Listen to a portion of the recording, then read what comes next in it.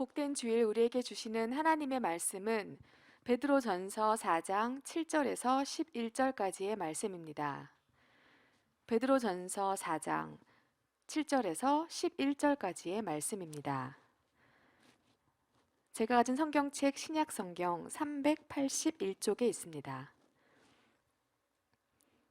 읽겠습니다.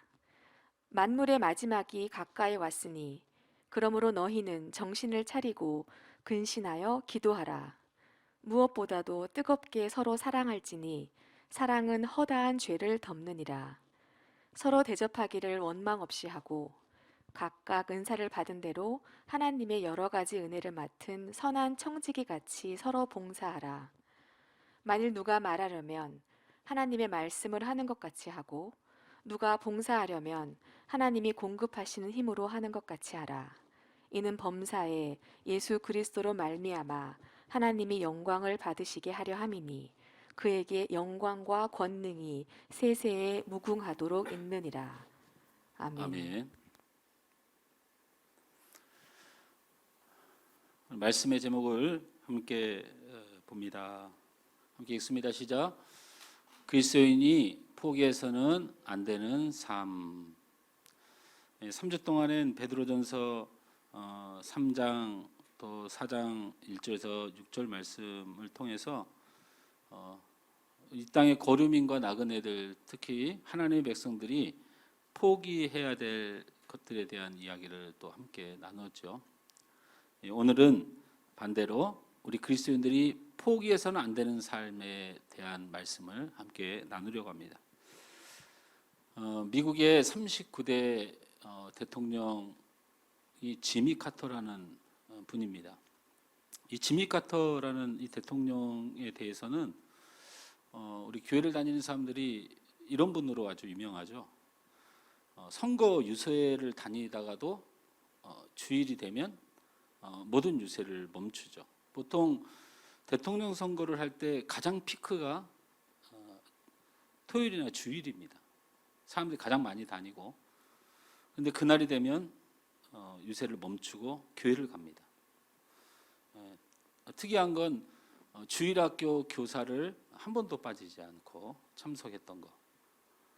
또 대통령이 되어서도 웬만한 그 일정이 아니면 주일학교 교사라는 자신의 신분을 성실하게 수행했던 대통령으로 우리는 특이하게 기억합니다. 그의 나이가 벌써 96세가 되었습니다. 지금은 간암을 앓고 있고 이제 생을 마칠 준비를 하고 있습니다. 그런데 놀라운 것은 아직도 주일학교 교사로 아이들에게 말씀을 가르친 직분을 멈추지 않고 있다라는 것입니다. 그의 책에 그 왜 최선을 다하지 않는가라는 우리 지미 카터의 책이 있는데 아마 이 고백 때문에 그런 것 같습니다.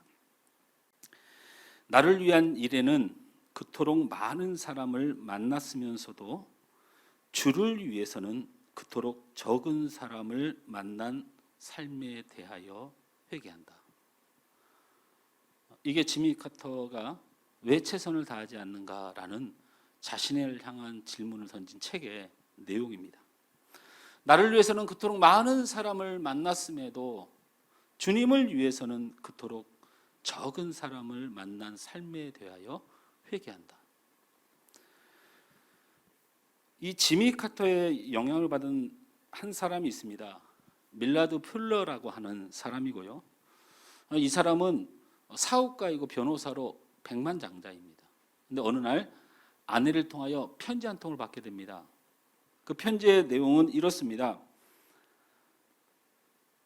오직 돈을 위해 산다면 같이 살아갈 이유가 없습니다.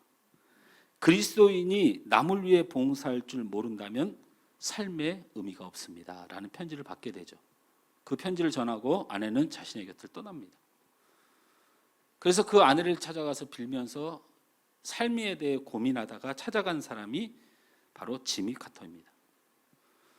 그래서 이 밀라드 퓰러라고 하는 사람과 지미 카터가 함께 했던 운동이 그 유명한 헤비타트 운동이라는 것입니다. 혹시 들어보신 분이 있는지 모르겠지만 가난하고 어려운 사람들에게 묻지 않고 집을 한 채씩 지어주는 겁니다. 목표는 1000만 집을 짓는 겁니다. 74세에 그는 그 일을 다 완수하지 못했지만 죽을 때까지 가난하고 어려운 사람들에 하여 자신의 모든 재산을 들여 집을 지어주는 일을 지미 카터와 함께 했습니다. 그는 세상을 떠났지만 그가 남긴 채 망치 신학이라는 게 있습니다. 여러분이 성경을 잘 알고 여러분이 그렇게 지혜롭고 그렇게 하나님 앞에 여러분이 대단한 것처럼 살아가지만 저는 아무것도 모르는 죄인입니다. 저는 오직 망치를 들고 집 없는 사람에게 뚝딱뚝딱 집을 지어주면서 그리스도의 사랑을 실천하는 삶입니다 라고 하는 그의 삶의 여정을 나타낸 망치신앙의 책에 주님의 사랑으로 집을 지어줬을 때 그들이 하나님을 알고 주님을 알고 구원받은 백성으로 돌아온다는 믿음을 담은 그런 책입니다. 이 두 사람이 왜 이렇게 살았을까? 대통령입니다. 대통령이에요. 백만장자입니다. 백만장자예요. 근데 이 사람들은 어떻게 보면 세상 사람들이 그토록 어리석다고 할 수 있을 정도로 살았습니다. 많은 재산을 가지고 더 누리며 사는 것이 세상적으로 보면 행복하고 성공한 삶이라고 할 수 있습니다. 그러나 그들은 그리스도인이 무엇을 하고 살아야 되는지를 알았던 사람입니다. 여러분, 그리스도인이 뭘 하고 살아야 되는지, 특히 가난 말기를 살아가는 지미 카터가 인생의 끝에 하나님 앞에 내가 무엇을 해야 되는지를 알았던 사람이고 74세의 생을 마감한 필러는 죽는 이 순간에 내가 무엇을 하고 있어야 되는지를 알았던 사람이 아닌가 생각됩니다. 우리 그리스도인들이 이 두 사람을 한번 생각해 보면서 이 세상을 살아가는 나의 삶을 한번 돌아보고 만약 주님이 이 땅에 오시는 마지막 날이 된다면 우리가 어떤 모습으로 살아가고 있는가에 대한 고민을 해봐야 된다라고 생각이 듭니다. 그래서 오늘 말씀을 크게 두 가지로 나눠봅니다. 하나는 마지막 때라는 의미를 바르게 알아야 된다. 뭘 알아야 된다고요?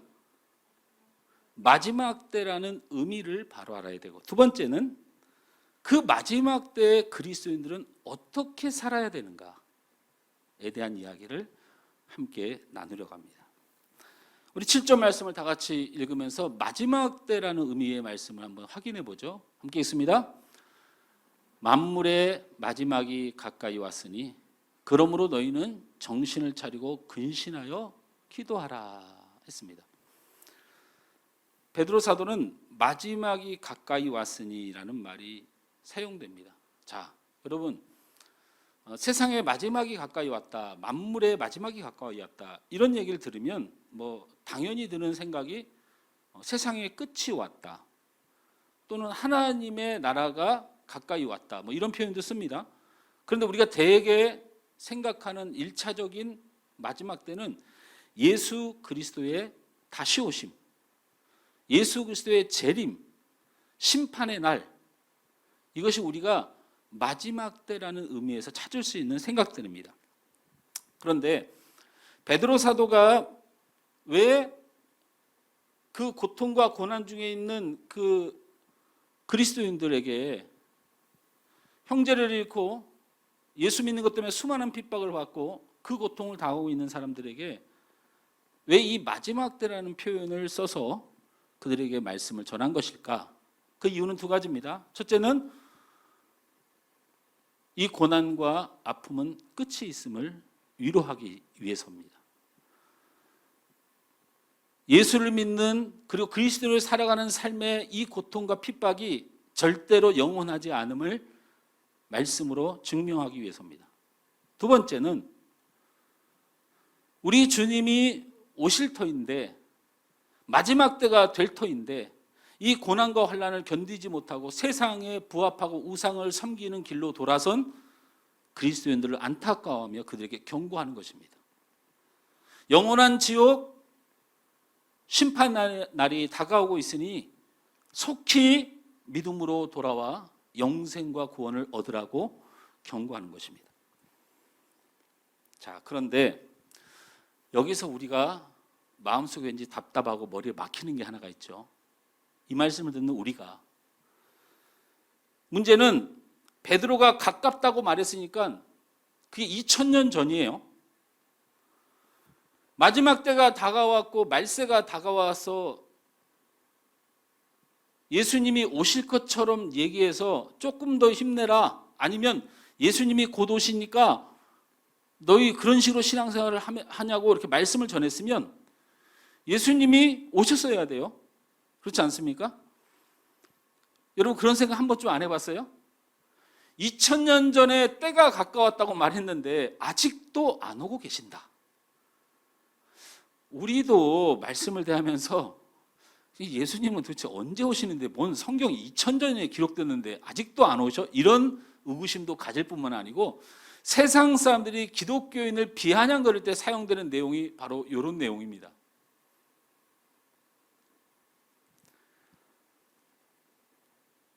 그런데 그것을 이 베드로 사도만 말하느냐? 여러분 그렇지 않습니다. 예수님이 곧 오신다는 말을 가장 많이 했던 사람이 바울이고요. 더군다나 여러분 그 찬양 있지 않습니까? 제가 잘 기억이 나지 않는데 생각을 문득 들어서 설교 시간이니까 생각날 때까지 기다릴 수는 없겠죠. 요한계시록의 말씀을 가지고 찬양을 한 건데, 예? 하여튼 뭐 속히 오시리라, 뭐 마라나타, 주 예수여 오시옵소서, 뭐 이런 찬양이에요. 그런데 요한이 가장 간절히 기도할 때 하나님 응답해 줘, 속히 가리라. 자, 베드로도 그렇고 요한도 그렇고 바울도 그렇고 하나님의 나라의 복음의 사도들이고, 그리고 예수님께 있어서 가장 귀한 사명자로 사용했던 사람들인데, 이 모든 사람들이 전부 다 뭐라고 얘기해요? 예수님이 곧 오신다고 했는데 2000년이 지금 지나 아직 안 오셨으니 우리 기독교인은 다 거짓말쟁이가 돼가고 있죠. 이제 어떻게 할 겁니까? 이러고 있다가 요즘 코로나로 인해서 비대면에도 유튜브가 막 늘어나니까 요즘 막 또 시한부 종말론이 막 올라와요. 여러분 보신 분이 있을지 모르지만, 예수님이 오신다고 했는데 2000년 동안 안 오시니까 별일이 다 벌어져요. 왜 이런 어이없는 일이 벌어지느냐? 제가 여러분, 저도 그렇지만 여러분이 유초등부 아이 때부터 지금까지 교회를 다니는 사람들이 잘못 알고 있었던 것에 대한 이야기를 나누고 말씀을 진행하는 것이 좋겠다. 첫째는 말세의 두 가지 개념을 알아야 된다. 말세란 무엇인가? 마지막 때란 무엇인가? 첫째는 기간적 개념을 알아야 돼요.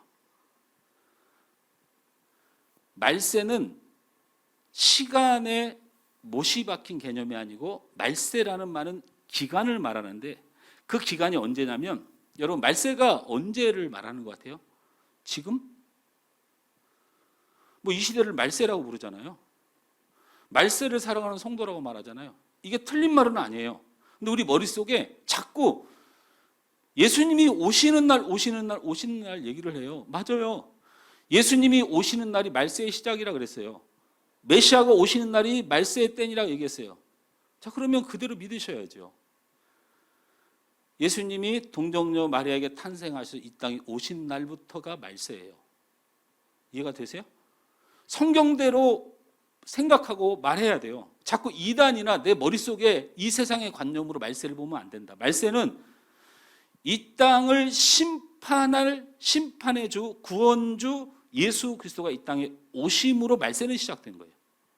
그러니 그 말세가 2000년이 흘러더라도 말세는 이미 시작된 거예요. 그죠? 그럼 그 말세의 끝이 어디냐? 예수님이 이 땅에 다시 오시는 날, 재림하는 날이에요. 그러니까 이 말세는 기간적 개념으로 보셔야 된다. 예수님이 이 땅에 오신 때부터 예수님이 다시 오실 재림의 때까지를 말세라 부르니, 여러분 베드로나 요한과 그리고 바울이 말세를 말하는 건 당연히 그들이 말세를 살아가는 백성이고, 2000년 후에 예수님이 아직 안 오셨으니 이것 또한 말세는 지속되고 있는 거예요. 할렐루야. 말세를 마치 위에서 오는 날짜의 시간을 정한 날짜로 기대하는 이 습관, 이건 세상적 습관이에요. 성경대로는 그렇습니다.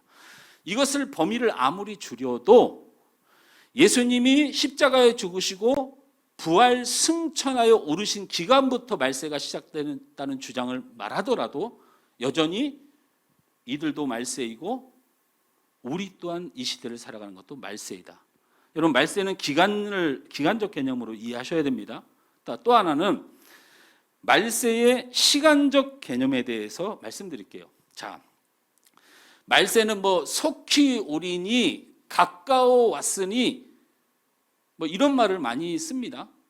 그래서 우리 머릿속에는 예수님이 곧 오신다고 했는데 아직도 안 왔다는 이런 부담을 가져요.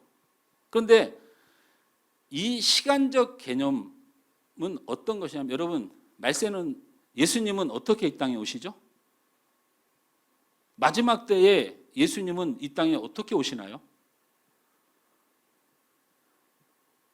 간사님, 예수님은 이단인가 아닌가 살펴봐야죠. 제가 오신 지 한 몇 개월 됐는데 그래도 좀 살펴봐야죠. 예수님이 이 땅에 어떻게 오시나요? 언제 오시나요?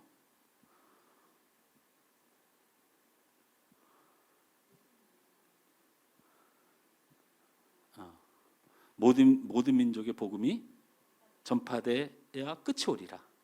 언젠가요, 그게? 알았으면 좋겠죠. 그러면 종교 하나 생겼겠죠. 다운 종교. 우리가 대표적으로 알고 있는 것이 마지막 때 예수님이 다시 이 땅에 오실 때는 성경은 못을 박았죠. 도적같이 임하리니 그때와 시는 아무도 모른다 했습니다. 어떻습니까? 예수님이 이 땅의 마지막 때라는 날짜는 성경에서 못을 박아놨어요. 아무도 모르고 도적같이 온다라는 표현입니다. 속히 오신다, 가까웠다는 말을 지금 곧 내일 정도면, 모레 정도면 이렇게 시간적 개념을 특정하면 사실은 그 마지막 때를 잘못 이해하는 것입니다. 언제 올지 모르니 오늘 하루가 내게 중요하다라는 의미의 우리 주님의 언제 오실지를 모르는 도적같이 오실 주님, 아무도 시와 때를 모르는 긴박성, 임박성을 표현한 것뿐입니다. 성경이 우리에게 보여주는 것은 여전히 동일합니다. 우리 주님이 언제 오실지 모르니 오늘 하루, 오늘 나의 생각을 주님 앞에 맞추며 살아가는 주님의 마지막 때의 임박성을 말하는 것이죠.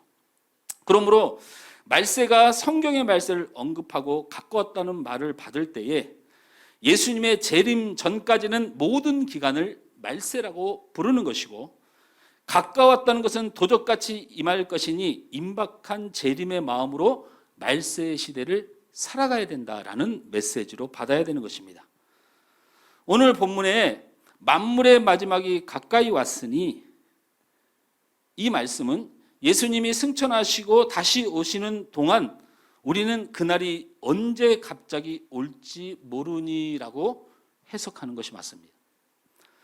그렇다면 우리가 예수님이 승천하시고 다시 오실 재림 때까지 언제 주님의 심판날이 임할지 모를 긴박한 이 시대를 어떻게 살아가는 것이 중요한가? 성경은 오늘 말씀을 통하여 우리에게 보여줍니다.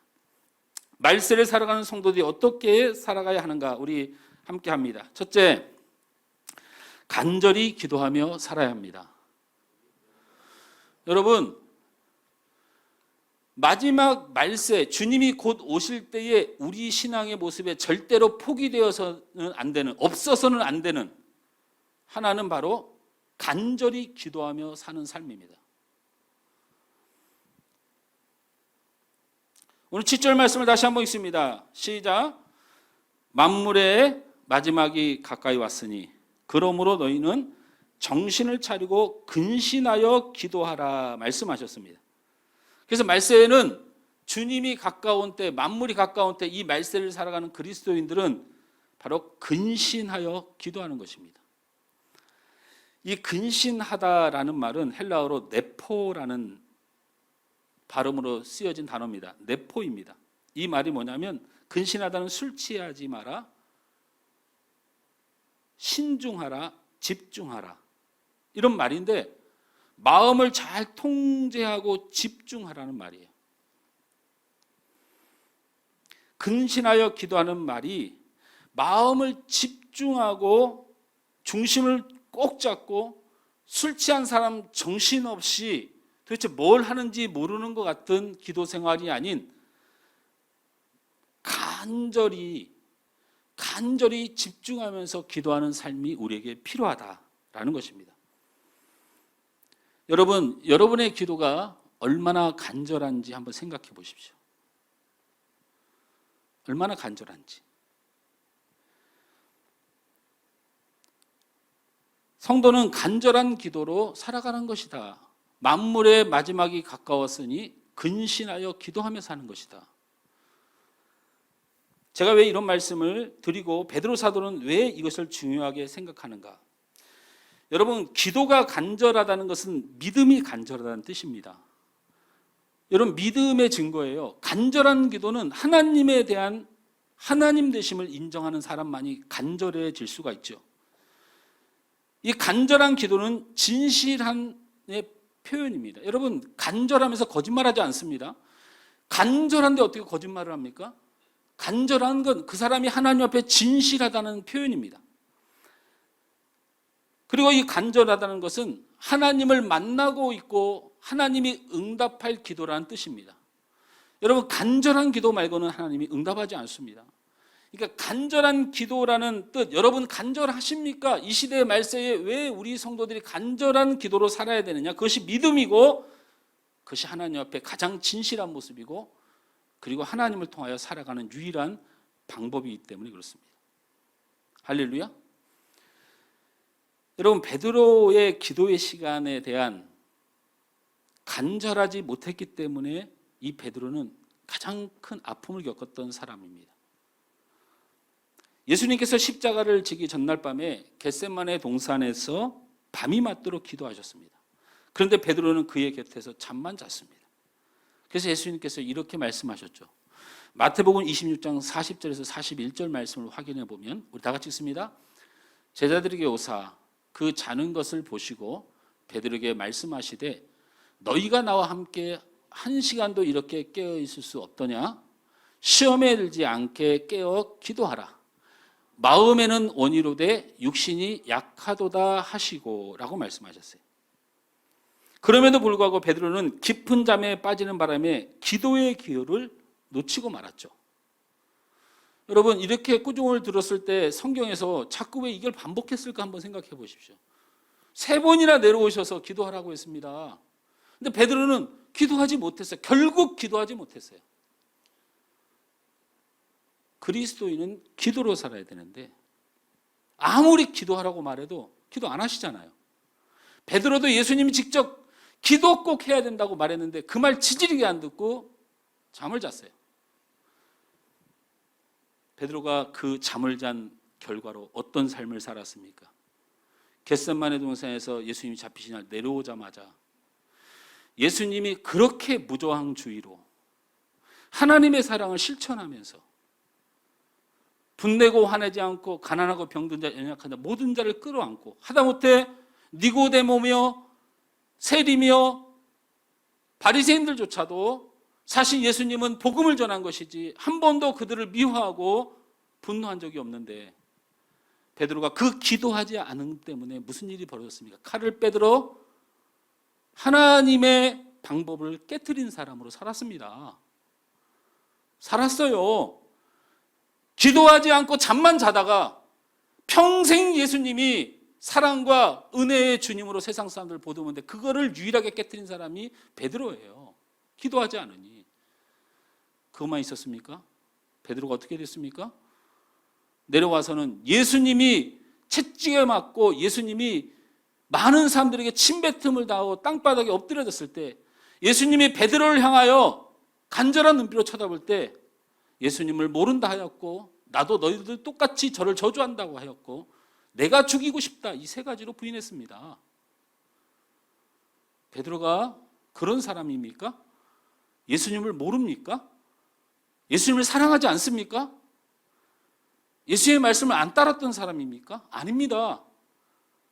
그런데 베드로가 왜 이런 혈기방장한 사람, 왜 예수님을 부인하는 삶을 살았을까요? 바로 기도하자고 할 때 기도 안 하면 이런 사람 됩니다.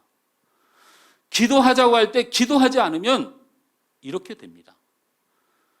그래서 베드로는 그리스도인들에게 가장 중요한 건 잘 살고 건강하고 행복하고 뭐 전도자라고 이런 것도 굉장히 소중해서 너희들이 정말 행복하길 바라지만 결국 기도하지 않으면 모든 것을 잃는다고 경험한 사람입니다.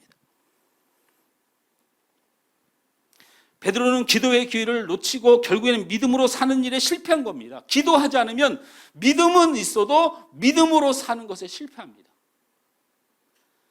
베드로는 그것을 경험한 사람입니다. 예수를 알고 예수를 따르고 예수님을 사랑했습니다. 그러나 기도하지 않는 그 어떤 신앙도 그는 지키지 못했습니다. 여러분에게 신앙이 없는 것이 아니고 여러분이 예수님을 모르는 것이 아니고 여러분이 사랑해야 되는 줄 모르는 것이 아니고 여러분이 기도하지 않아 그 신앙을 지켜내지 못하는 겁니다. 기도하지 않으면 결국 믿음으로 살 수 없습니다.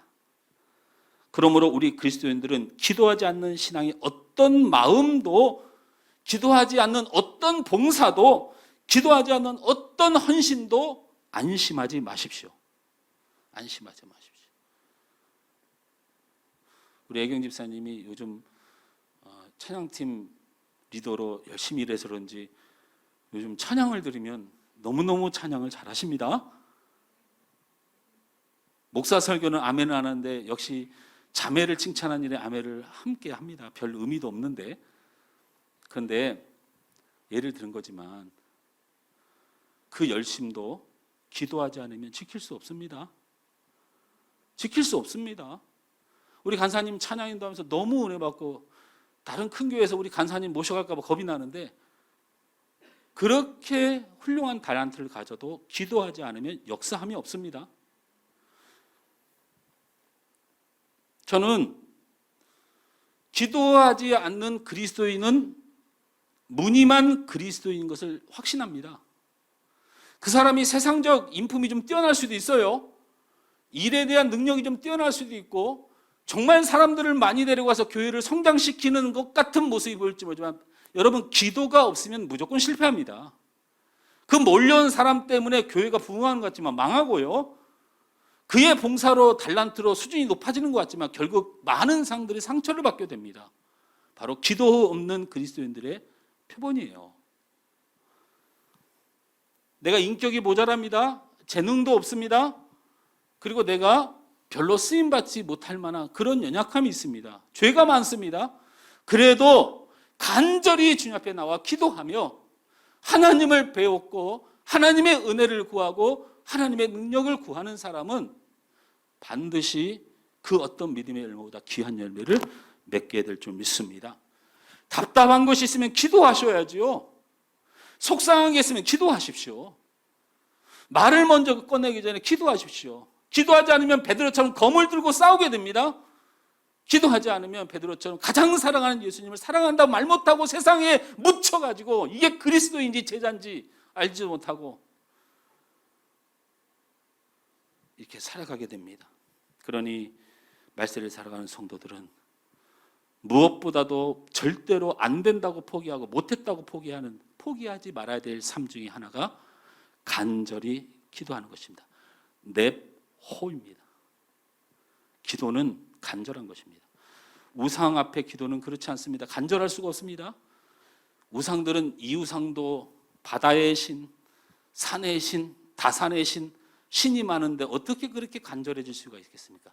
우리는 오직 유일한 하나님 그 한 분만을 섬기는 일이기 때문에 우린 그 하나님 한 분 앞에 간절해질 수밖에 없어요. 우리에게는 선택의 여지가 없습니다. 그게 간절함입니다. 그게 믿음입니다. 두 번째, 그리스도인들이 포기하지 말아야 될 삶 두 번째로 따라서 합니다.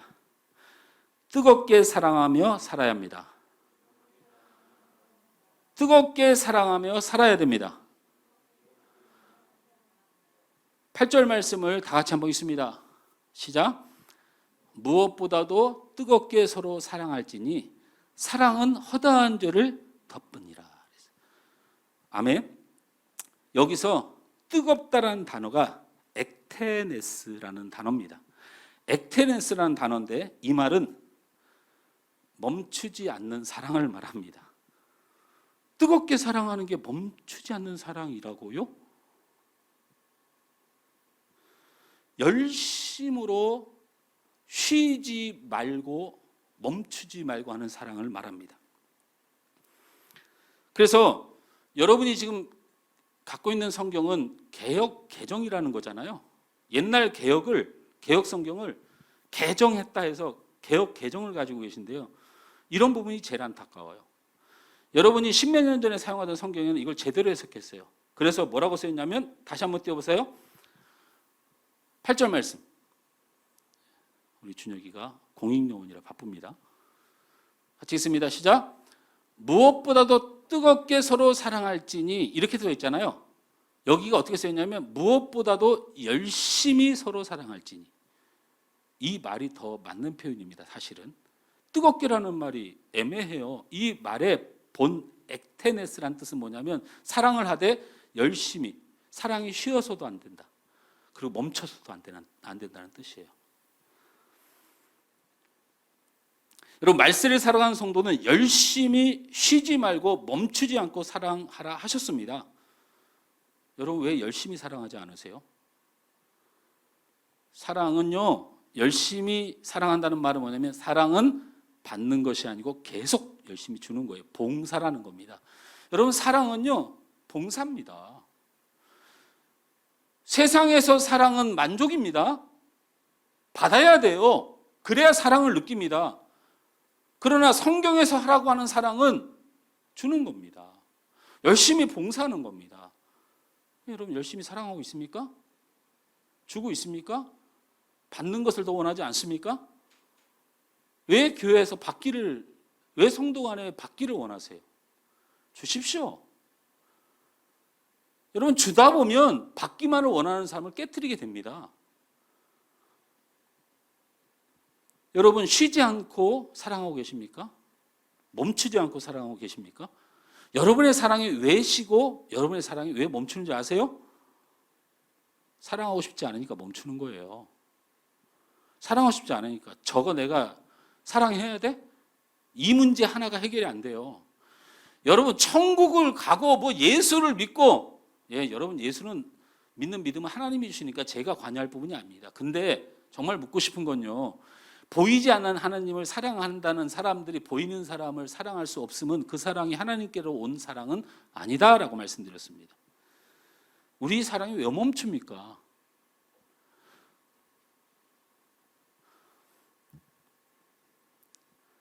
사랑해 보셨지 않습니까? 멈출 수가 없습니다. 멈출 수 없는 사랑 내게 주소서. 예수님 사랑 달라는 거죠. 예수님의 사랑은 멈추질 않습니다. 하나님이 우리를 사랑하는 건 멈추지 않습니다. 예수님은 쉬지 않으십니다. 이 세상에 두 가지 사랑이 분명히 있습니다. 세상의 사랑과 그리스도의 사랑입니다. 여러분, 세상의 사랑은 너무나도 우리가 잘 알고 있지 않습니까? 주고받아야 되고요. 사랑은 변합니다. 변해요. 간사님한테 물어보고 싶은데 좀 그렇고, 우리 사모가 없으니 사모에게도 물어볼 수가 없네요. 우리 사모에게 묻고 싶습니다. 이 세상 태어날 때 지금까지 오직 사랑은 나뿐입니까? 내가 몇 번째예요? 여러분, 세상의 사랑은 반드시 변합니다. 그 사랑의 열매가 아무 의미가 없습니다. 영원하지 않습니다. 그러나 그리스도의 사랑은 다르죠. 우리 그리스도의 사랑은 영원합니다. 여러분, 하나님이 여러분을 사랑하셨으니 절대로 그 사랑을 지키실 것입니다. 여러분이 해결 못하는 건 인간적인 관계지 하나님이 여러분을 사랑하는 일은 여러분 걱정하지 마십시오. 걱정하지 마십시오. 모든 것을 다 주시는 사랑입니다. 여러분, 하나님이 자기 자신을 십자가에 드렸다는 건, 하나님의 사랑, 그리스도의 사랑은 여러분에게 모든 것을 다 줍니다. 할렐루야. 우리의 죄와 연약함 때문에 절대로 하나님은 사랑을 변화시키지 않습니다. 내 있는 모습 그대로를 사랑으로 결정하신 것이지 나를 바꾸어서 사랑할 마음이 없습니다. 그러므로 하나님의 사랑은 우리의 조건과 죄 때문에 변하지 않습니다. 하나님의 사랑은 절대 변하지 않습니다. 그 약속이 바로 십자가에 죽기까지 사랑하신 겁니다. 너희 죄인이지만 내가 너를 사랑하기로 결정한 것은 너희 죄를 깨끗게 해서라도 내가 그 사랑을 완성시키겠다는 우리 주님의 의지입니다. 우리의 사랑은 무슨 사랑입니까? 세상의 사랑을 가졌다면 우리는 받을 사랑만 생각하시고, 사랑이 원망이라는 단어로 둔갑합니다. 여러분, 사랑이 분노로 둔갑합니다. 사랑이 배신으로 둔갑합니다. 그 사랑은 늘 변하고 아름다운 이름 사랑을 가장 의미 없고 추한 것으로 만들어버립니다. 그 사랑이 상처란 이름으로 변화됩니다. 그 사랑 때문에 가장 큰 아픔과 서러움을 당하게 됩니다. 그 사랑 하나 잘못 의지했다가 인생이 망가집니다. 그래서 우리는 더 이상 사랑하고 싶은 마음이 없습니다. 열심도 없습니다. 그 사랑이 의미도 없습니다. 그래서 우리는 사랑이 멈춘 사람들입니다. 그러나 성경의 말씀을 살아가는 우리에게 뜨거운 사랑, 열심히 멈추지 않는 사랑, 바로 그리스도의 사랑을 하라고 말씀하십니다. 예수님 우리를 사랑하되 열심히 사랑하셨습니다. 이 땅에 오시는 열심, 우리와 함께 하시는 열심, 자신의 생명을 주시는 열심, 그 뜨거움은 변하지 않고 받지 않고 주시는 사랑, 받을 자격 없는 우리에게 거저 주신 사랑, 우리를 구원하기 위해서는 자기의 생명까지 줄 놀랍고 위대한 사랑을 주셨습니다. 그러므로 우리도 그리스도의 사랑을 반드시 살아내야 됩니다. 우리 옆 사람과 인사합니다. 우리 방송을 보시는 분들 옆 사람과 인사합니다. 열심히 사랑하겠습니다. 열심히 사랑하겠습니다. 쉬지 않고 사랑하겠습니다. 쉬지 않고 사랑하겠습니다. 멈추지 않겠습니다. 당신이 꼴보기 싫어도 멈추지 않겠습니다.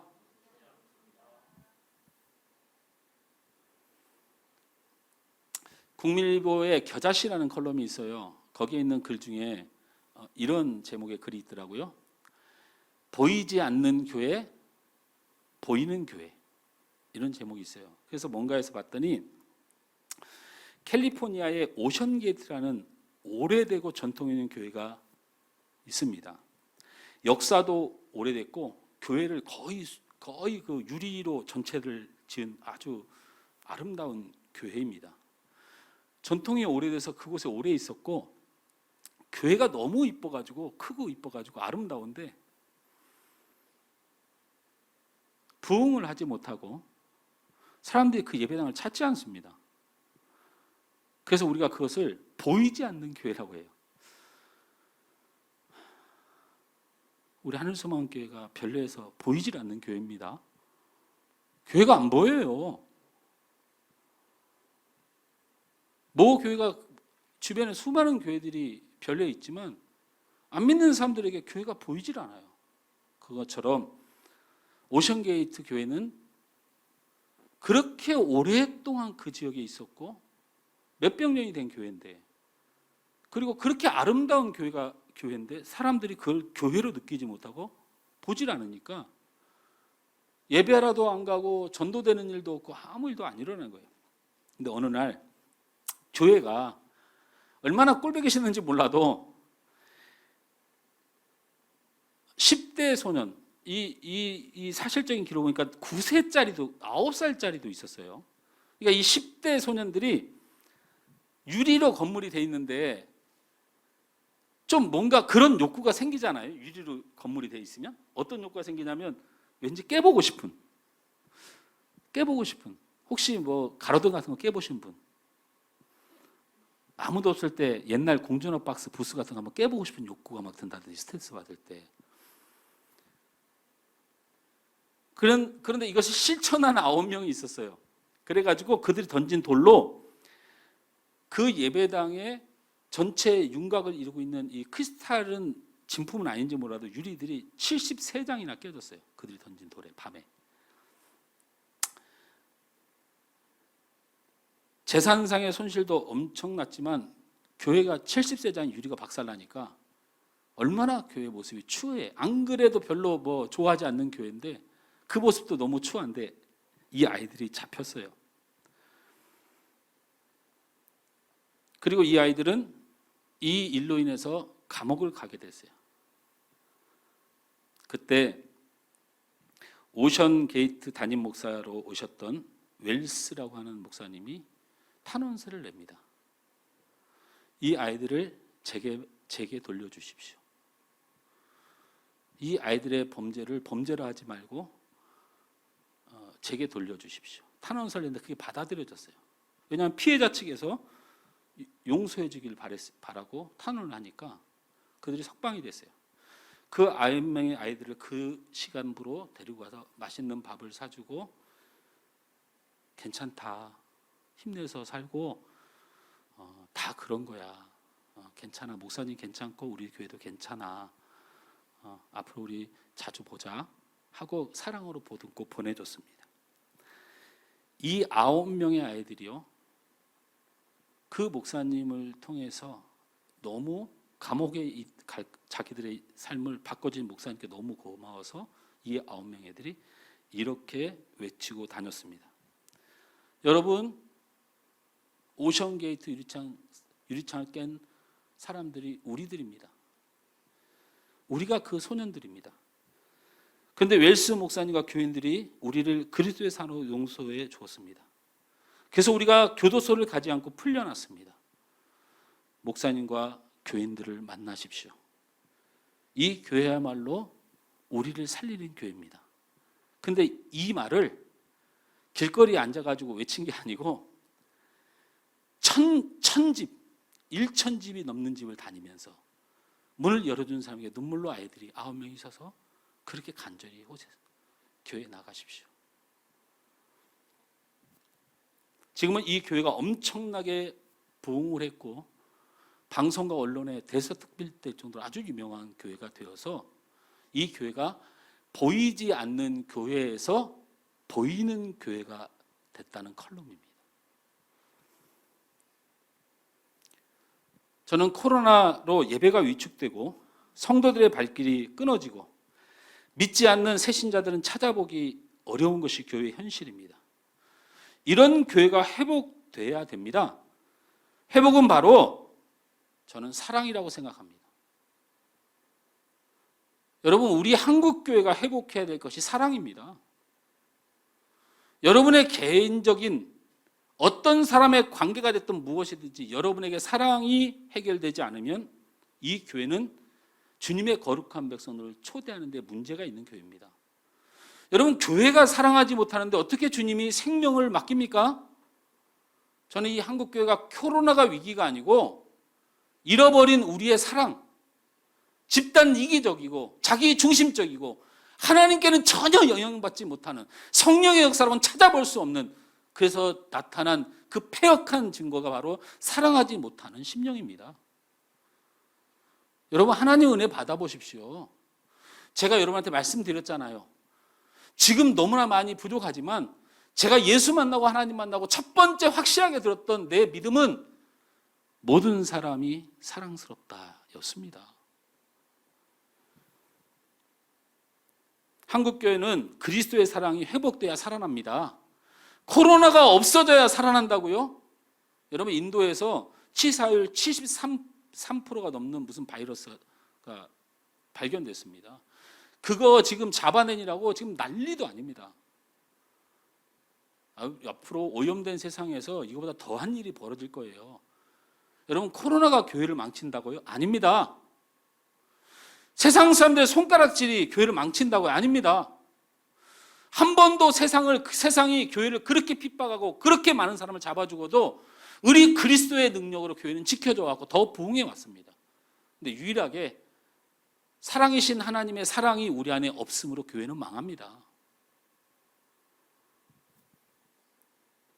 말세를 살아가는 우리들, 주님 오시기 전까지 우리는 이 그리스도의 사랑을 우리 안에 회복해내야 됩니다. 열심히 사랑하십시오. 쉬지 말고 사랑하십시오. 멈추지 말고 살아가시길 바랍니다. 우리 8절 말씀을 한번 다시 올려주면, 저 뒤에 여러분이 뜨겁게 서로 사랑하면 허다한 죄를 덮느니라 했습니다. 이 허다한 죄를 덮는다는 것은 하나님이 축복과 기적과 능력을 사랑하는 자와 그 공동체에 주시겠다는 약속입니다. 허다한 죄를 덮는다는 건 단순한 속죄의 의미가 아닙니다. 죄를 씻어 주시는 기적처럼 하나님은 우리의 삶에 이 사랑하는 자에게 반드시 축복하겠다는 것입니다. 말씀을 맺습니다. 여러분, 우리 기독교 공동체는 이념과 철학으로 만들어진 공동체가 아닙니다. 실천하고 보여주는 공동체여야 됩니다. 기도해야 되는데 이념과 철학입니다. 우리 기독교는 이렇게 신앙생활하는 것이 아닙니다. 기도해야 되는 걸 아는 종교가 아니고 기도해야 되는 종교입니다. 사랑해야 되는데 아는 걸로는 아무 능력이 없습니다. 사랑을 해내야 되는 것입니다. 기도를 실천하고 하나님의 능력이 보여져야 되는 겁니다. 사랑을 실천하고 하나님의 나라를 부흥케 하는 역사의 기적을 체험해야 되는 것입니다. 여러분, 신앙생활과 삶의 충돌로 여러분의 이원론적인 모습을 살펴보십시오. 말씀을 사랑하라고 듣고 말씀은 기도하라고 듣고 말씀은 그렇게 꿀떡까지 들어서 모르는 게 없는데 하는 게 하나도 없어요. 이게 무슨 기독교입니까? 이게 무슨 교회 공동체예요? 안 됩니다. 오늘 당장 결단하십시오. 기도해야 아는 종교가 아니고 기도해야 되는 종교입니다. 사랑하는 걸 아는 종교가 아니고 사랑해야 되는 종교입니다. 신앙생활 따로, 삶은 따로, 하나님 뜻은 따로, 내 뜻은 따로, 그렇게 신앙생활하는 거 이제 멈춰야 됩니다. 말세의 그리스도인들은 우리의 삶의 그 신앙을 살아내야 됩니다. 여러분의 삶에 신앙을 살아내야 돼요. 그게 바로 그리스도인들입니다. 간절히 기도하지 않으면 믿음을 지킬 수도 신앙을 지킬 수도 없다는 이 베드로의 간절함을 기억하시고 기도하십시오. 뜨겁게 사랑하지 않으면 하나님의 사랑을 받을 수 없다는 것을 기억하십시오. 하나님의 사랑을 받을 수 없다면 여러분의 인생의 기적은 기대하지 마십시오. 그러나 여러분이 사랑하기로 작정하고 실천한다면 하나님이 허다한 죄를 덮어 가린 기적처럼 우리의 삶에 충만한 은혜를 부어 주실 것입니다.